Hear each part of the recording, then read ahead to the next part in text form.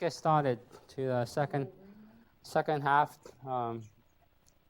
My lecture. Basically, we're going to talking about some of the specific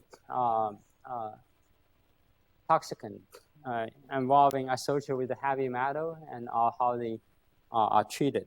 So they're chelator. So again, some of the concepts we just talk about it. Not all of them are applying and to the specific. So basically, these are just application. So in fact, metal probably is really one of the first human toxicant we know. Okay, because they have really lots of ancient history. Okay, this is just showing kind of an artifact that was have quite a bit of history, almost 4,000, 5,000 years old. Right, so humans are known to work with metal for a long, probably since the civilization. So it's there. Okay, and also heavy metal are very unique. Okay, because heavy metal, most of them, they usually don't play a physiological function in your body, and they are highly toxic, and except some real ones. Okay, and their ubiquitously distribution due to human activity I mentioned, also industrialization. Our life cannot really live without these guys. And the problem is that they cannot be really destroyed. Okay, they cannot be decontaminated. They're always going to be once in the environment. They will be always in the environment. So that's one of the major uniqueness of the heavy metal. Okay, so I can imagine, with the new administration is rather relaxed of these, the defunding of the EPA or the relax of these regulations. Probably in the short term going to getting worse. Okay, just okay. So what are some common toxic heavy metals? So for this lecture, we're going to mainly cover some of these, the most common ones that we're facing. Okay, so arsenic, lead, and mercury, and cadmiums, and ions. So these are the major ones that we're going to talk about today. Also, they're also occurring, but we're not going to cover them. So these are some aluminum, copper, zincs. As I mentioned, majority of these metals, they don't really play, except probably iron, they don't really play much physiological role in the regular, in the cellular function. Okay. Then we're going to also talk about the drugs that are used to treat these heavy metal intoxication. Okay. The chelators, and I just listed some of these. We're going to go over these in kind of more detail when we go along in the lecture. Okay. So here are some of the general concepts in heavy metal toxicity and treatment. So toxicity usually caused by interacting with the SH group in the protein. Okay, these are the side chain, part of side chain of cysteine, okay, amino acid. And to a lesser extent, they also can, because these heavy metals can react to the amine group, NH or OH containing functional group, okay. And the treatment actually is very simple. Is the chelator, you can consider them as kind of bodyguard, kind of say sacrifice themselves, okay. What they do is they basically have the similar reactive group like these guys, and so instead of harm your body, and they react with them. So these are, these basically contain the same functional group. They can form this complex with these metals, eventually can eliminate from your body. So these are how. So these are basically how these things works. Okay, and.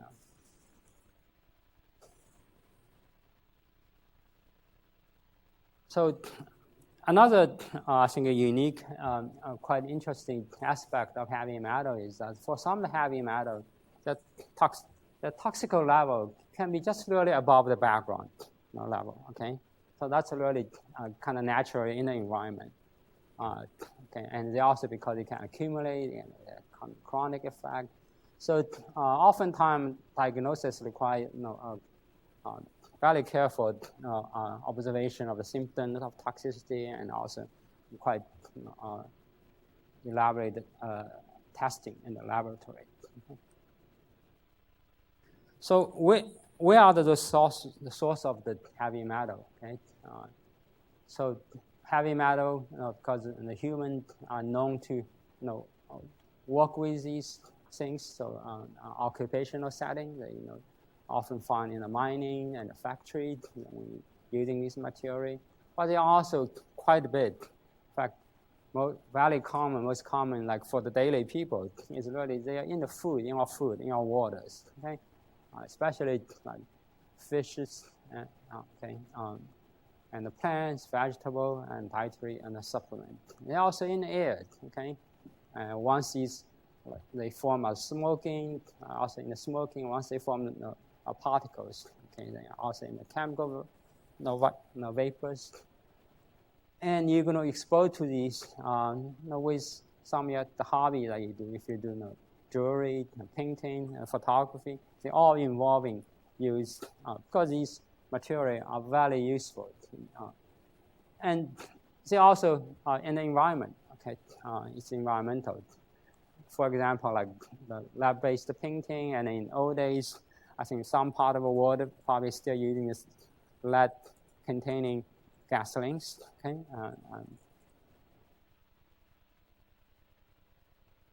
general toxicity, as we already kind of talk about it, as they tend to interacting with the functional group in the protein. So it's the SH groups. They form these metal adducts. Okay, sometimes they can also conjugate to the hydroxyl group and NH group. Okay, and they also can function as a kind of mimicry. Okay, they mimic the endogenous ligand or compound, like in arsenic in this 5+ ionic state. It can mimic kind of phosphor at 5+. So what it essentially in this case does is it just kind of pretending as a phosphate. It can bind to this is ADP, form this ADP arsenate, which we all know that this is similar to ADP, which is the energy source in the body. So that can really create lots of major problems. And lead can mimic the calcium. Okay, so we all know calcium is a very important second messenger, involving a lot of physiologic function, kind of neuronal excitability, or some signaling. So that can cause problems. Okay, and they also can act on multiple organs and multiple effect on organs. They can have CNS toxicity, especially for lead and mercury. And they can cause respiratory problem. They can cause immune function defect, and of course GI and the kidney. Okay, so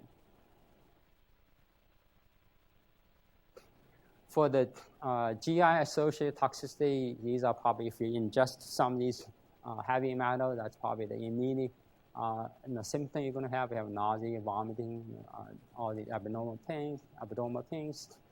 And for the neurologic toxicity, these are probably usually kind of slower, okay, kind of more chronic effect. So you're going to have peripheral nerve system. It can affect your peripheral nerve system, but also can have CNS effect. So lead to the memory loss of consciousness. So those in the severe cases. Okay. So you can have also renal toxicity. Okay, so lead to kind of renal tubular acidosis and necrosis, and they can also affect your blood system. Okay, immune functions over here, and in terms of kind of self-defense for the heavy metal of your body, so one of the important mechanisms is the endogenous protein called metallothionein, MT. Okay, so the apoprotein is basically a family of proteins, not just one. Okay, it's basically a small molecule protein. They're highly rich in cysteine. So remember, cysteine is the major attacking group by heavy metal or lots of other toxic like ROS. We'll talk about it. Okay. So in fact, these proteins have 30% of the amino acid about cysteine. So they are highly rich in cysteine. Okay. So they can react, they can bind, and they can. So their physiologic function in your body, they can bind to zinc and the copper and the selenium. So they're basically the metal reserved in your body also, okay, and protected. So, but they can also double as an endogenous protein against heavy metal poisoning, okay? Because they can bind fairly tightly to these metals, can interact to form intracellular inclusions, so it's kind of protective. And also importantly, these proteins they are under the control of a transcription promoter. They have these metal called responsive element, meaning that the level of expression can induce when they're sensing there's a metal in the cell. Okay, so these are very important. So the level, they're highly expressed in the kidney, in the liver, and these are the major site again of the biotransformation, also detoxification organ. So they can induce these expression. So general principle in terms of treatment of heavy metal toxicity. So the first order of business is to remove the source of the poisoning. Okay, and okay. So then you follow with the supportive treatment, usually by giving fluid and give respiratory assistance, basically stabilizing and try to do transfusion or dialysis if it's necessary. Then the next step is doing the decontamination. So we talk about these chelates, but if you can do this also in your kind of more physical way, your charcoals and I say gastric lavage. And then in terms of chemical way, you use chelating. Basically using these functional groups, they can bind to this metal, to this chelator therapy. So in terms of heavy metal toxicity, so these are kind of most frequent in the order, especially the frequency and happen in the United States. So we have the most common, probably arsenic, and lead and mercury, and so on and so forth. So here I just kind of list the table. By no means ask you to memorizing it, just to show you that these metals can act on very different way to enter your body. They can also have different mechanism in terms of like absorption and how they distribute it, and also the very kind of diverse effect on the clinical effect, and then also how they metabolize, eliminate. So it just kind of shows you this. So you don't have to memorize these. That's kind of, but it's a kind of important table to kind of summarize this. So now let's go to our first, the most common heavy metal poisoning, the arsenic.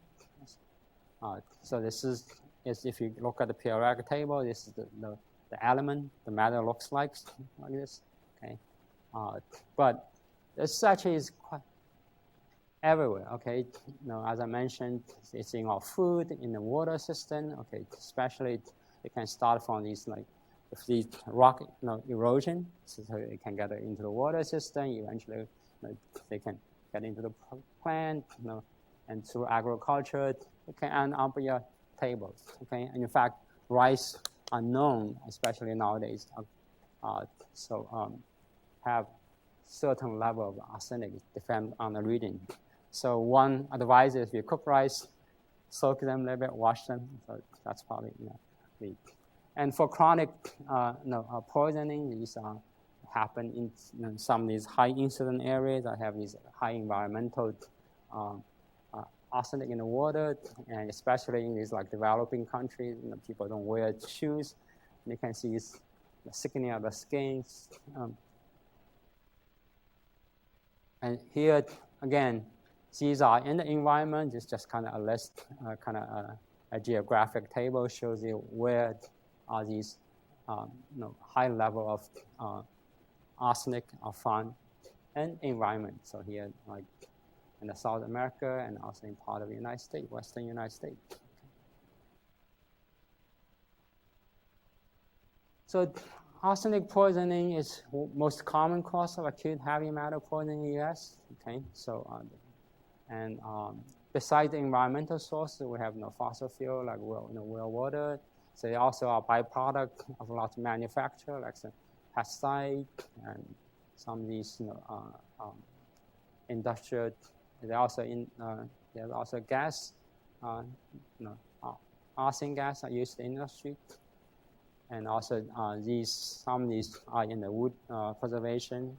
They also, of course, it's a poison, but in real occasion can also use it as a medical, right? Because if you remember, I think one of the most first antimicrobial is the product containing arsen. And also arsenic trioxide has been one of very useful chemotherapy drug treating leukemias.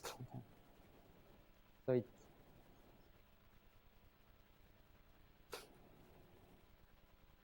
So in terms of mechanism of action, I already alluded at the beginning. So the 5+ state of arsenic can mimic the phosphate group. Okay, so they can, the 3+ state, they can interact with SH group in the protein, the cysteine, the side chain. Okay, so in particularly, in fact, this the arsenic they can interact with probably hundreds of proteins. One of the most well known is the pyruvate dehydrogenase, which is one of the key enzymes involved in the citric acid cycle. So the factor rate is basically form this cross-linking this SH group.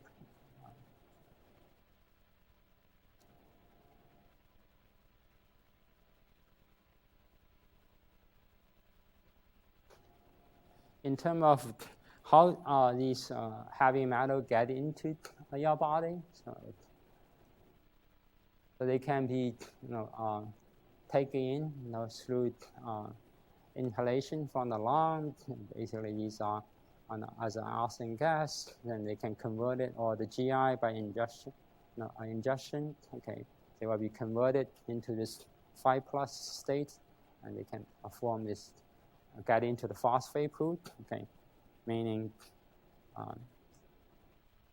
many targeted. So phosphate is a very important element in your body, right? And they also can be converted, reduced into the 5+ state, and they can interacting with protein, especially in the presence of this glutathione. And this can form this organoarsen, and they get into the liver. But eventually in the liver, these can be by adding this methyl adduct, and it can be eventually be eliminated.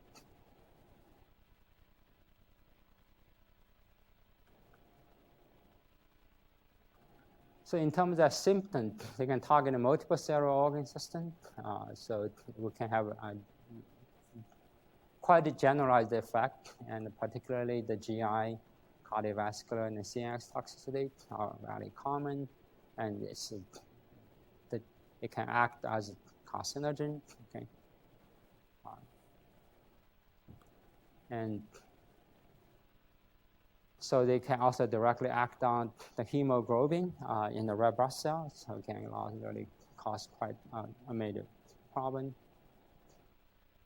In fact, arsenic has been used in quite many actually very famous cases of poisoning. So anybody know the famous? And in fact, like Napoleon is, I think suspected, probably not by proven, being poisoned by the arsenic. So how to treat arsenic poisoning? It usually involves supportive treatment. So you can do kind of physical method, gastric lavage, using packs to reduce the GI uptake. And of course, the heavy metal chelator eventually can use.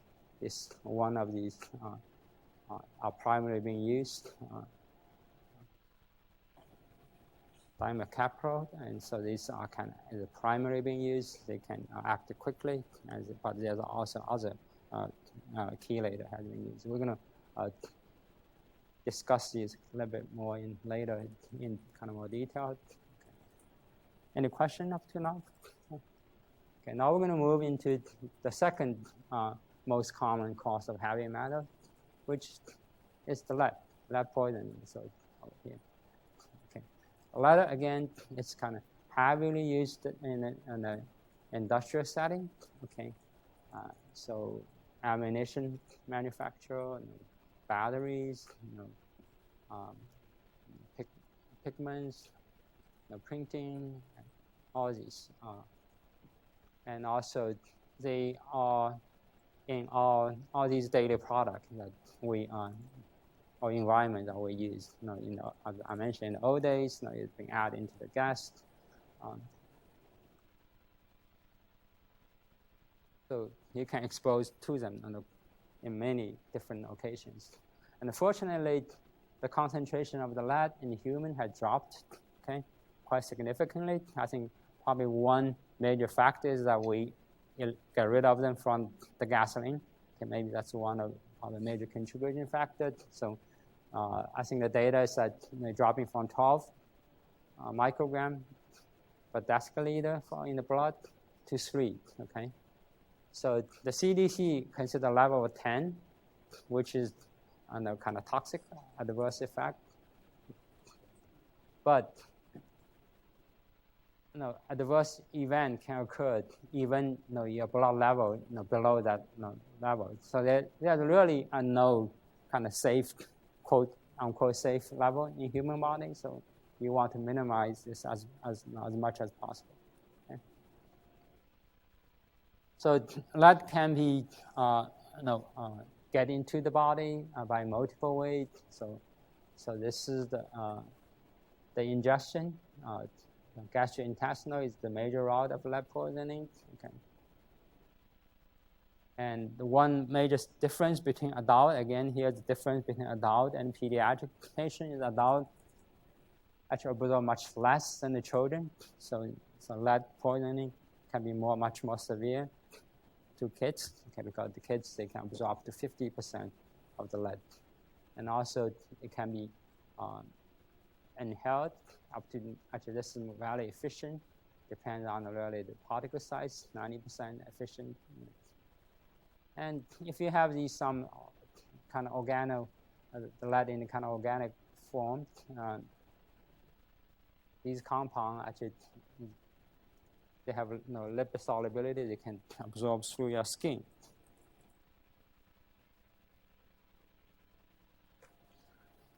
So once they get into your body, they can distribute it into different part of the system.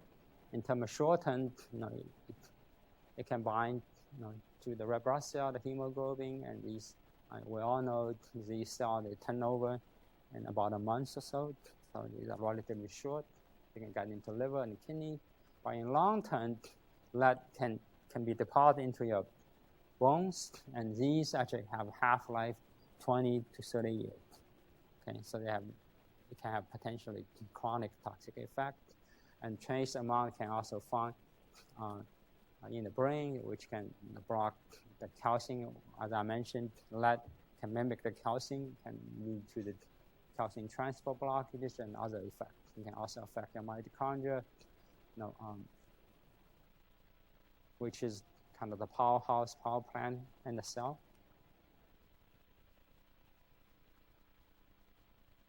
So lead can interfere with the biosynthesis of heme, which is one of the major component of hemoglobins, your blood cells. Okay. So here is just the kind of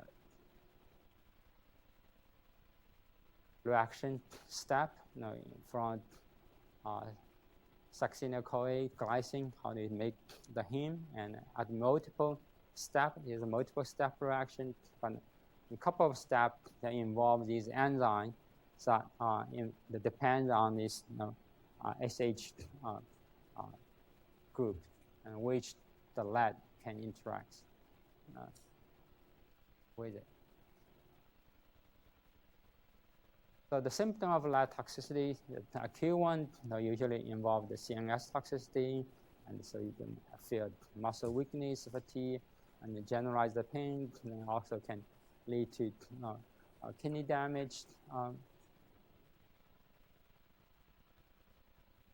So in terms of chronic, which is more kind of can lead to CNS toxicity. So children are more sensitive to the lead. Okay? So it can lead to loss of motor skills and also speech and hearing. And we already talked about it can lead to the reduced hemoglobin synthesis, and I also have kidney and GI toxicity, and can also affect the reproductive activity, and it also have potential cardiovascular toxicity, lead to potential hypertension. So in terms of treatment, one of the chelator is one of the most useful. So everybody knows EDTA. Okay. Sometimes can also in using the other as an adjuvant together, and also succinyl alone can also be used for especially in the case of children. And there's one special kind of treatment regimen which involves this on and off period, because as I mentioned, lead can deposit in the bone, which is it's kind of really chronic. It takes a very slow process. So what you do is you give a drug, and then lead to the kind of depletion of the kind of free available lead, and then you kind of keep the drug off, so allow the lead from the depot came out again. So you do the treatment again. So what you do is you give a treatment, you do a reassessment, and then you decide what to do next. So any questions? Okay, so we're going to move on to talk about the mercury poisoning. Okay, so mercury poisoning is the third most common cause of heavy metal toxicity in the United States. Okay, mercury, unlike other metal, this is very unique. It's in a liquid form. Okay, this is the element, and it is used very commonly in the household products. So I think nowadays probably mercury thermometer is not very common anymore, but it one of the major uses, at least in human, actually. So in the tooth filling here, and also mercury are used some these light bulbs over there. So they are all over in the environment. Okay. They also we can also expose to the mercury, and potentially pesticide, automobile exhaust. We already talked about this. And of course, they're being used in the industrial setting.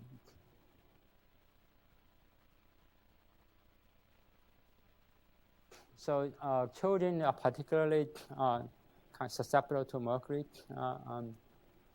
poisoning. Okay, so the National Academy of Science estimates that like 60,000 children per year in the U.S. will suffer neurologic damage, and so this is kind of a really developmental toxicant.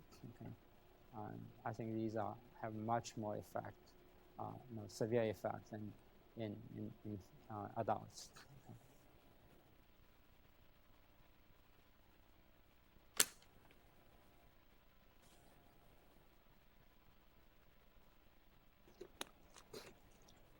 So The elemental form of mercury is a liquid, as we mentioned.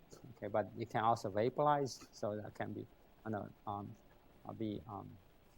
inhaled, and also and mammals and bacteria, they can convert the elemental mercury into this +1 and +2 kind of ionic form. Okay, and the mercury can also form these organic mercuries. So these are the meso mercury. So these are converted by these anaerobic bacteria. They can enter our food chain, okay, and get into the body. So these are basically how to form these mercury chemistry.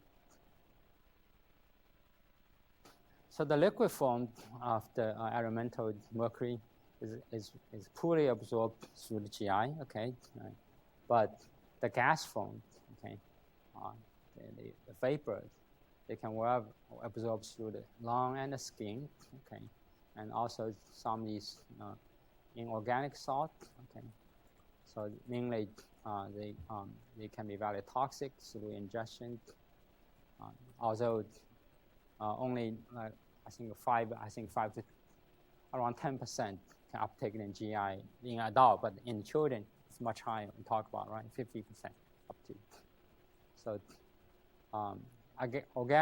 organic compound. So these we talk about, let's say the meso mercury, and they can be uptake very efficiently in the GI, up to 90% efficiency. It depends on these compounds.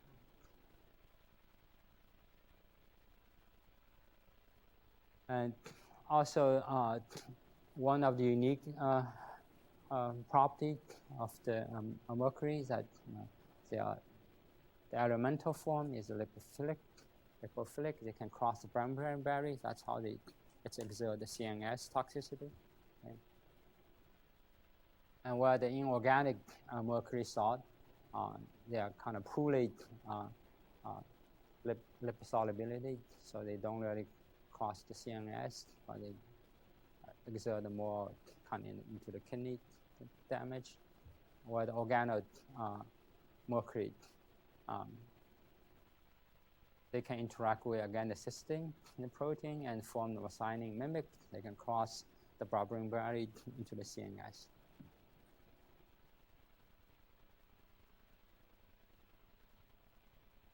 So these are some of the toxicity associated with different forms of the mercury. So we'll talk about elemental, okay, acute exposure.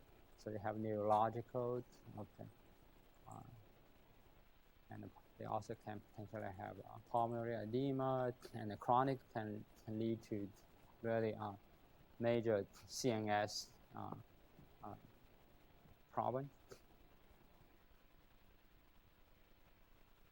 Where the inorganic mercury salts, because they absorb through the GI, so they affect kind of more on the kind of GI tracts. So the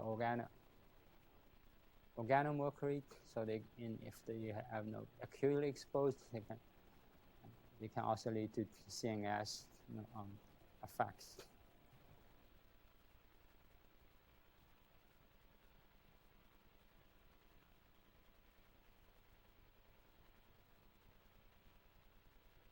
So these are basically kind of repeating mostly the previous slide. So that's some of the toxicity involved these elemental and organic chronic mercury poisoning.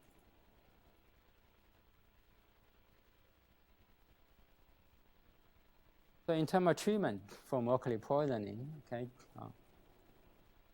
So different forms of mercury poisoning are treated differently. Okay. So for the elemental mercury or the mercury salt, we use chelated. Okay. These are the chelated commonly used. And for the Hg 2+ salt, usually you try to, because these are soluble, and you can try to dilute in kidney, and also.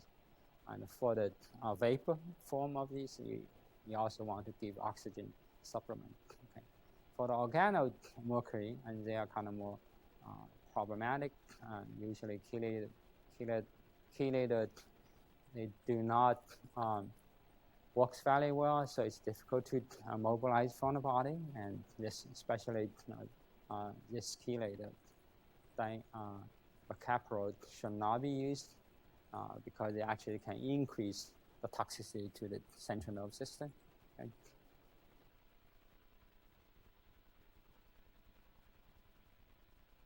And any question up to now? All right. So we're going to move on to cadmium. Cadmium in the periodic table is just a neighbor of the zinc and the mercury. Okay, it's the middle over here. Okay, and this is the metal form, how it looks like, and it's also may not be as commonly as accessible as like lead and mercury, but it also and the kind of product we use. Let's say we have this. Nowadays, probably these type of batteries are less used because now we're more kind of move on to lithium battery. But you guys probably remember you use some of the rechargeable battery, with cadmium, and also the in these kind of pink. Okay. So here are the potential sources of the cadmium poisoning source. So electroplating, the cadmium battery I'm talking about. Paint pigment, also cigarette smoking. Okay.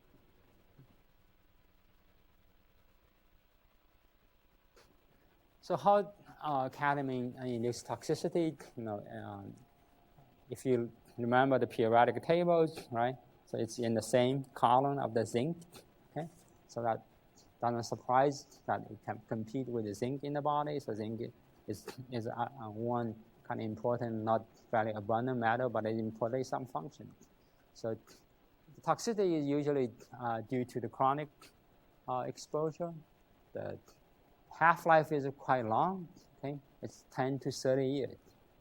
So the exposure can build over lifetime. So it's really similar to lead. Okay. So in terms of how it gets into your body, erotic absorption is the most common effect. The respiratory tract, basically the main side of absorption. And then it can also cause liver and renal toxicity. So we talk about is metallocyanin, which is one of these protective proteins in your body, can form complex with cadmium. So they, these complex form in the liver can uptake in the kidney and result into kidney damage. So for the treatment of cadmium poisoning, usually supportive therapy are needed. So for the acute GI toxicity, you provide fluid, and acute respiratory toxicity, respiratory support. So this is one that heavy metal, so chelating therapy is not advised. Okay, that's because the problem of this kidney toxicity. Okay, because these cadmium chelator complex, they can accumulate in the kidney, causing kidney toxicity. So just remember this. Okay, well, most other heavy metal, the chelator is effective, but this one's not. So, okay, I think we're going to come down to the last heavy metal toxicity, which is ion intoxication. And so ion is actually different than the other heavy metal. Ion, in fact, is one of the useful metal in your body, right? Especially but if overloaded, acute poisoning can happen, and usually is nearly always happen in children. Okay, mainly because due to the unintentional ingestion of the iron supplement. Okay, but acute poisoning can also happen, especially in some of the patients, people with need to do chronic blood transfusion, okay, especially with adults with this type of disease. And there's also some patients, they cannot regulate the iron uptake, so that can also lead to iron poisoning.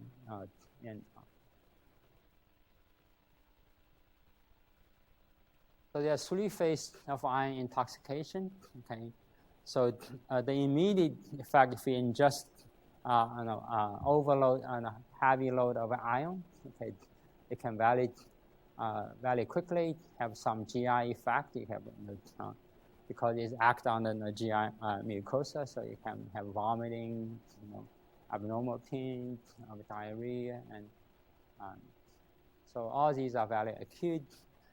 But after 2 to 24 hours, and you will have this kind of called recovery phase. So apparently, maybe their response to therapy, but don't fool by that because, okay,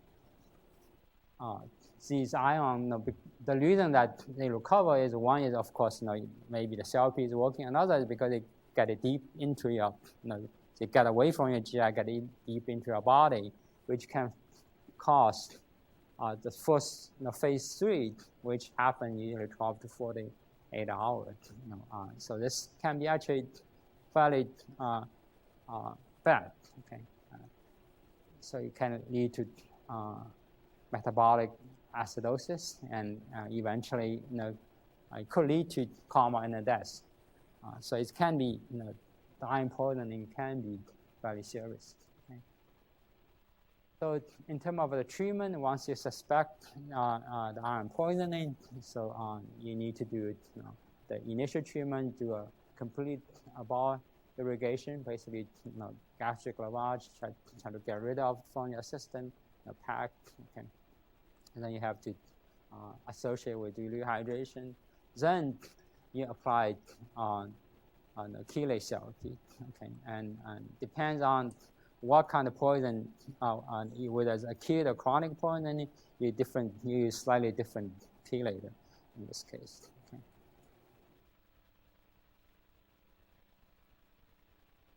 So we finished all these heavy metal poisoning, and then we're going to come back, spend probably last 10 or 15 minutes focus on the drug potentially used for treating the heavy metal poisoning. Okay, so we're going to first talk about some of the general property of these chelators. So usually these chelators, they have metal binding sites on SH, OH, NH group. Okay. So commonly they have the 2 or more potent potential metal binding site in this molecule, and of course, one of some of the requirements for these chelators, they have to be water soluble because eventually they will get be excreted from your body, right? And they have to be resistant to biotransformation. They will be able to reach the site of metal storage, and they have to be work at physiological pH. And also remember, metal, there's lots of metal are very important for many functions in your body. So you don't want to get rid of these, let's say the calcium and the zinc. Okay, so they have to have very low affinity for these things. Otherwise, you're going to create problem, physiological problem. So and typically, these are non-specific, okay?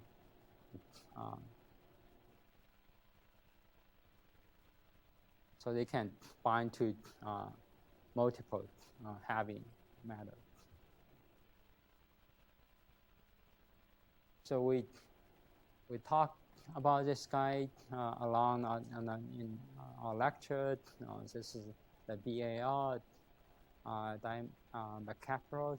So this is, as you can see, this guy is very simple, organic compound, but have 3 potential metal bonding sites, 2 SH group, 1 OH group. Okay. So this guy is primary agent for inorganic mercury and arsenic poisoning. Okay, but you don't want to use this for organomercury poisoning, because we talk about it, it can lead to increased accumulation in the CNS system. Okay, and you don't use this type for ketamine and iron poisoning, because they can accumulate in the kidney, lead to renal toxicity. And their route of administration is IM, okay? And here are some of the potential side effects, because they have to be injected, so it can cause pain at the site of injection. This is another commonly used chelator. Again, it has multiple binding site, metal binding site here, similar to the one that we just discussed, which is kind of more soluble analog of the one that we just talked about. Okay. So it's used for treating acute poisoning using organic mercury and arsenic. Okay. This one actually is a little bit easy to administrate. Can use oral or IV administration.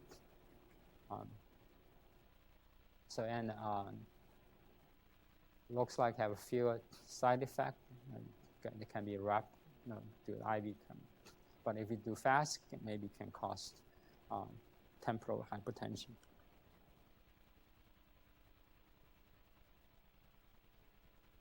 So here's another more complex chelator over here. Mainly used for chelating the iron metal, okay? And it can be administered by IM, IV, okay? So here's some of the side effects associated with.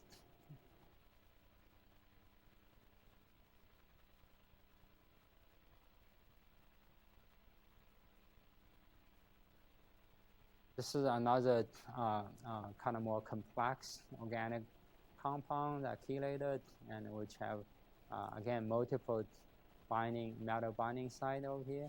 Okay. It's primarily used for chronic iron poisoning. So this is how, when the iron is kind of complex with, I think, 2 molecules of this compound form this very stable structure. So the reason it's being used for chronic treatment, because it's very easy to administrate, have few side effects.